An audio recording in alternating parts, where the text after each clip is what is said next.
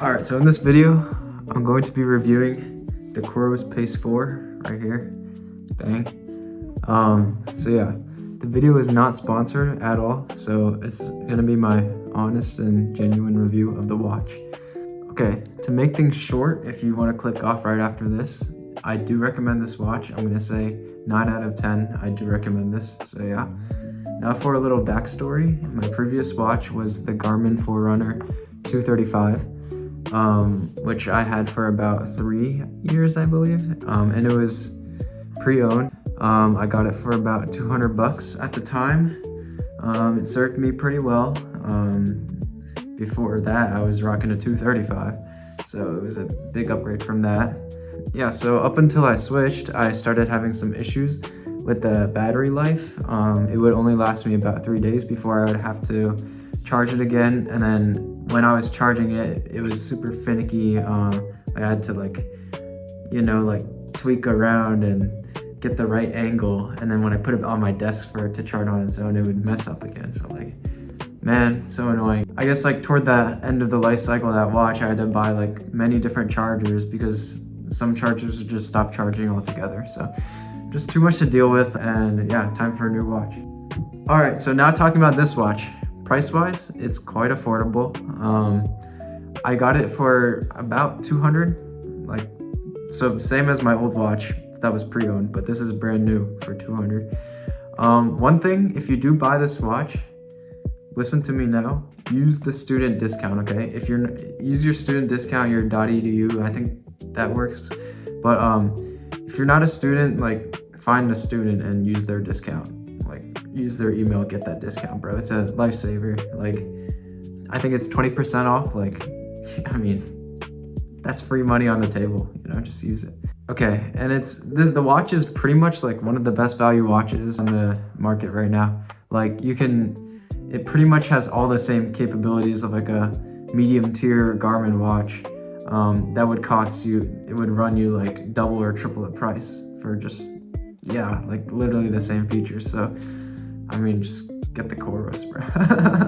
Okay, so after using this watch for about 3-ish months, this month very intensively, because we're in the middle of the summer block. I've been using this watch super intensively, and one thing I do love is the battery life. It's so refreshing, man. This thing can comfortably last me two weeks, and yeah, it's awesome. I've been doing a ton of running, honestly, about 10 hours of activity each week and 10 activities each week, pretty much. Just because I'm doubling a lot, so yeah, each time for close to an hour. Yeah. So yeah, I mean, it's been very good. No issues with the battery at all. It hasn't even degraded that much in three months, so yeah, can't complain. Also, when you're in the run screen, I don't know if I can show you here, but wait, actually, yeah, I can show you here. So once you're in the run screen, let me quickly do that for you. So I'm gonna hit run, bang. It tells you the battery, see, right there. It tells you the battery in hours, which is so helpful, man. It tells you how many activity hours you have. So it'll say 10, 12, or in that case, I think it said 12. So that means I have 12 hours of running left. That's super helpful. My old watch did not have that. Also, what I've been experiencing recently is that the watch will it will sync to the app very fast, and then it'll sync to Strava very quickly too. Because my old watch, the 245, you used to have to go on the app and then wait for the spinny bar. Sometimes the spinny bar would go very slowly, and then it just wouldn't sync. What is that?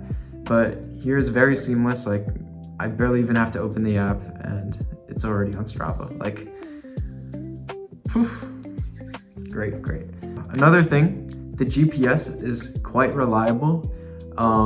It is, so if you're used to Garmin GPSs, they're also good, and when they're working totally fine and perfectly, the two watches, you can't really tell a difference. But yeah, also, you know how in Garmin, you're with your boys and you're about to start a run, Gotta put the watches in the air, wait for the GPS, right? I used to have to wait so long for that, and like other people would be ready waiting for me, you know. But this, like, give it like 5 seconds, 5 to 10 seconds. GPS is synced. The gyps is ready, bro, as my boy likes to say. Yeah.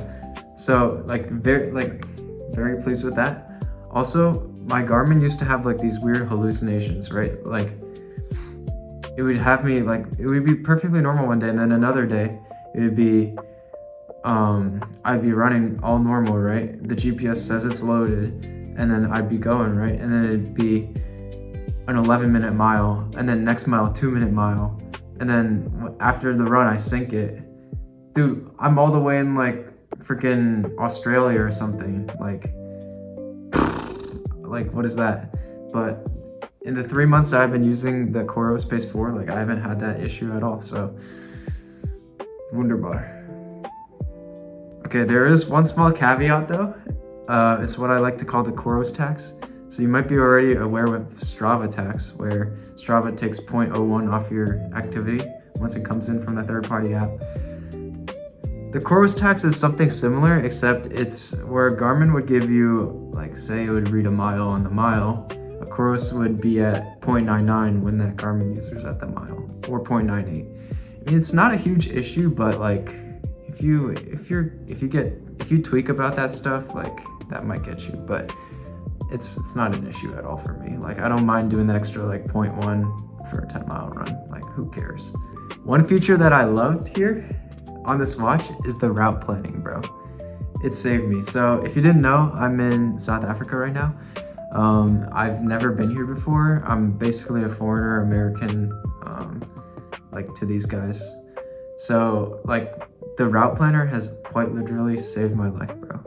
So I'm not stuck running like a line loop. Looking at you, Caleb. But I can actually like go out and explore the city and like not get lost. So basically, the night before my runs, I'll go onto the Coros app and then go to the Explore tab. And then basically it's very easy. You just plan out your route. You put like markers down, and then the smart like mapping will like connect the dots for you along the way. And you can make beautiful loops just like that. Yeah, when I first got here, I had no idea where to run, right? So I did like a line loop for a couple days, just because I didn't know what was a safe area to run in, and I didn't want to keep like pulling out my phone GPS because, bro, some other MIT kid got their phone snatched. Like, I'm not trying to get robbed, bro. I digress. So after like doing a couple of line loops, I see on Strava, I see the segments, right? And I go to the leaderboard, bang, bang, bang, bang, bang, click on like each and every name, and then just stole that. I stole that. I'm not gonna curse here, but stole that. Yeah, I steal that, and then I plan it out on my Coros watch. Then very easily you sync it to your watch. Maybe takes like 10 seconds max, and bang, you go to your watch. If you want to go to run, hold on, let me unlock. Go to run, and then instead of hitting this normal start, right, you go down to navigation, just like that. I don't know, the camera's flipped on my end, but yeah, you go to navigation, and bang, you can see all these routes that you've loaded in. I have a lot here because, you know, I'm him. No, I'm kidding. Yeah, you just have a lot of routes there, and you click into there, and it just works like a GPS, or like Google Maps or something. Like it'll buzz when to turn. It'll give you like the certain segments, like is this upcoming segment hilly? Is it flat? It's very nice, yeah. So you can zoom in and out of the map, very interactive. You can move around with your finger because it is a touchscreen. I don't know, like I like that feature a lot. It's a touchscreen. I didn't have that before. It does track your activity while you're in the navigation mode, which is great. The one downside is you can't really see like what miles or how many miles you're at, like your pace, like all those advanced metrics while you're in the navigation mode. But yeah, I mean, that's the only real issue with that. And then like you can't really pause your watch, so you might get like a little like slower pace at the end, but who cares? Like it's a trade-off because you don't know the route, so you're like, you're still learning the route. Like you'd have to stop anyways with your phone too, so I mean, it's not even a big deal. Another improvement here is the sleep tracking. So my Garmin used to like overinflate my sleep tracking. Like for example, I'd be just scrolling reels on my bed at college and it'd say I was sleeping. Like, dog, I'm not sleeping, bro. Here, like the Coros is quite honest and accurate. Like if you slept bad, then you slept bad. Like it's gonna say the number, the actual number. It does give the same like zones, like light, deep, REM, awake. It'll say the same. I think Garmin does the same thing as I remember. And this one gives you HRV, which Garmin didn't have. It's just another little tidbit. Okay, another small thing that the Coros 4 has, Pace 4, is it has voice recording, which I've never used. But basically, once you're done your activity, you're able to like record a little like note for yourself. I've never really used it, but I mean it's there, so you can use it if you want. The Coros app is just, it's done right, bro. It's so clean, it's so aesthetic, like just so much better than the Garmin app in my opinion. And like the map that it renders is a nice 3D. You can see the mountain, you can see the terrain of the city. Yeah, I mean Garmin just has that boring 2D stuff, like who wants that? One small caveat is that the Coros does not have like the community tab where you can see other Garmin users and their runs and you can follow people, give likes. But we all use Strava for that anyways. So yeah, I mean, you don't have that feature, but yeah, I was always on Strava for that stuff anyways. And there's so many cool like graphs and charts, like biometric data, like run data, sleep, all that. That's all there still. And like you can customize like on any of your activities, you can customize the data screens you see there. So for example, if I wanted to see elevation on my run, I could just go onto the app and change that. So very helpful. Also, if you wanted like a cool watch screen, like I'm using the default right now, but if you wanted a cool like custom watch screen with more, I guess like more stats on there, like you could just go onto the app and load that in right to your watch. But on the Garmin, you had to like go to a whole separate, you got to go to a whole separate app for that, I believe. And then like, it used to be a big hassle to load that onto the watch. So I like how Coros has it all on one app. Like, it's nice. Dude, I feel like I'm like an Android guy switching to an iPhone. Like, it's like, you get like very similar core features, but I mean, it's just like more aesthetically beautiful, you know? And yeah, I'm a sucker for that kind of stuff. Oh yeah, if you want all that nerdy like data, like VO2, like stress percentage, recovery percentage, what else? Oh, fitness, that's a Coros thing, I believe. That's all on there, you know, Coros has that.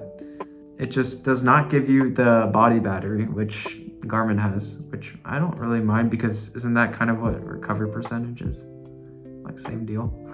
Oh yeah, there are a ton of activities to choose from. So like me and my boys, I could just show you right here. Why not? So this summer, before I left for here, we played a bunch of pickleball, if I can find that. Did I pass it? Is that pickleball? No. Let me find it. Holy crap, there's Pilates, yoga, badminton, table tennis, soccer. Oh, pickleball. Bang, pickleball. I used to even record pickleball on this thing. Like, who knew that was a thing? And obviously you can swim with it. It's very accurate in the pool, waterproof, all that. The whole 9 yards. Yeah, it's great. Like, a lot of activity depth, or coverage. Not depth, coverage.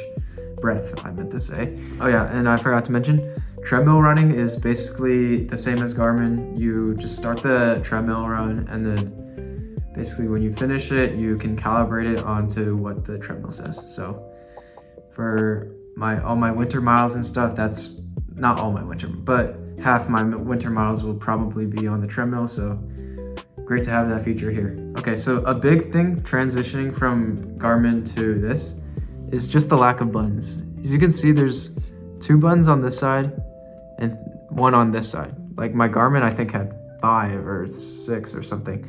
But yeah, I mean, the main thing is this scroll button. That thing is locked right now, but you can change that by holding the button down. I'll show you here. Bang, it's unlocked now. You can scroll with your finger or with the scroll wheel. Pretty dope. Like in the Garmin, you have to keep tapping the down button, and like, come on, it's just like archaic. Why don't you just scroll all the way down when you want to? Yeah, I mean, it's a big adjustment, but I've gotten used to it now, and I honestly like it, so yeah. Okay, I also, like, big thing for me, I like the screen here. Like, this kind of screen on a Garmin you can't really get unless you're paying the big bucks. Like, the screen feels like really smooth, really nice.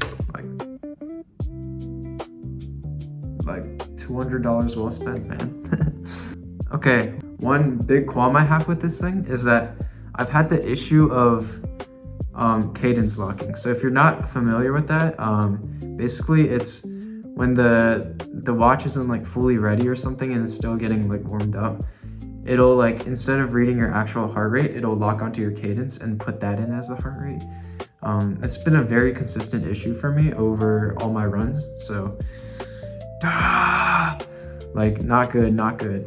Very annoying. It overinflates my heart rate, which kind of tweaks me off a little bit, but I don't know if like any other of you guys have this issue, but it's been very bad for me.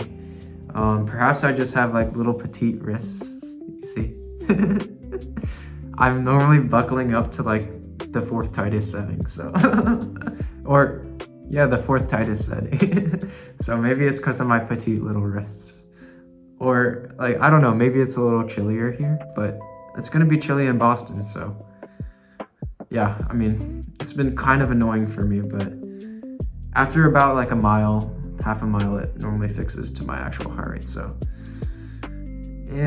yeah, it is what it is.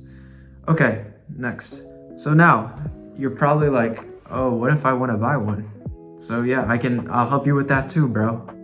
And the 2 big problems I had when I was considering to buy it, I guess 3. So the 2 big things were like what kind of strap to get, right? So they offer this normal like what's it called, rubber strap. Basically all the Garmin's use rubber straps.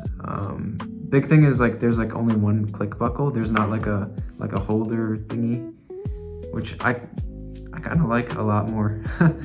But there is there's a choice between the rubber strap and there's a nylon strap. It's kind of like a nice nylon band that has like a Velcro on it. Yeah, I mean, it's honestly not a huge deal. Like, I just went with the rubber because that's what I'm used to with the Garmin. I haven't had any issues with it, pretty much, like, except for the slight time, like sometimes like it'll accidentally come loose. So like there's no like securing, like I know there's like a tiny like band thingy for Garmin's that like you would feed this end through. But here it's just like a click button on the long side and it just clicks in. So sometimes it'll come loose, but you just put it back in, like it's no big deal. And then nylon, I haven't heard too many bad things or good things about it. Some of my friends' finger, he uses a nylon strap, which he hasn't had many complaints about, so you can't really go wrong. So yeah, it's up to you what you prefer. The other big thing is the big debate here at this moment in time, 2026 summer, is do you get a Pace 4, a Pace, I don't have the other watches to show you, but a Pace 3 or a Pace Pro. So the big debate between 4 and 3 is that the 3 is obviously cheaper, right? But 4 has a better battery life. And that was the one thing, the main reason I switched to Coros is the price and the battery life. And the battery life is a huge deal for me. So I just went with the 4 because I personally value that a lot. And it wasn't even that much more money. I think it would be like 20 or 30 bucks more. So, I mean, if I continue to use this watch every day, like that difference shrinks more and more, if you get what I mean. Anyways, so yeah, I just went with the 4 because it's battery life. That's literally the main reason why. And then I've had friends who have the 3. They've had it for a while and they love it. So you can't really go wrong with the 3 as well. So if you're like more of a casual guy, like maybe you want the 3. So yeah, Now, the bigger debate is between the 4 and the Pro because these watches are very similar. I think the 4 is slightly more money, maybe like 30 bucks more. But yeah, the main debate there is that the 4 has a bigger screen. It has like real-time like GPS capabilities. Like this one, you'd have to preload it into the watch, where the 4 is like you can use GPS on the go, I'm pretty sure. I don't actually have a Pro or know anyone as a Pro, so I think Finger's brother does, but I don't really know Finger's brother that well. So yeah, and then it has a better heart rate sensor, which I could have used here, but I digress. The main thing is like the 4 has actually slightly better battery life because I'm pretty sure the 4 came out after the Pro. So just because of the battery life and the price, like my two most like higher valued metrics, I personally just went with the 4 there. So yeah, if you like a bigger screen, if you like real-time GPS, go with the Pro by all means. Like there isn't a huge difference, right? I'm gonna say this one more time for emphasis. Please use the student discount, okay? You don't just save your money. Simple as that. To tie this all back in, where my hug at, yo? Just kidding. Okay, the Pace 4 is an incredible watch for all runners. I genuinely recommend this to everyone. If you don't have a watch yet, get one. If you're wearing an Apple Watch, it's pretty much the same thing as not having a watch. That's garbage. Get a Pace 4, you know? If you have a perfectly working Garmin, you should probably just stick with Garmin because it's working fine, right? Unless you got the dough to spend, you gotta think about the environment too, right? You're just gonna have an empty watch lying around and then you're just consuming more. Think about that, right?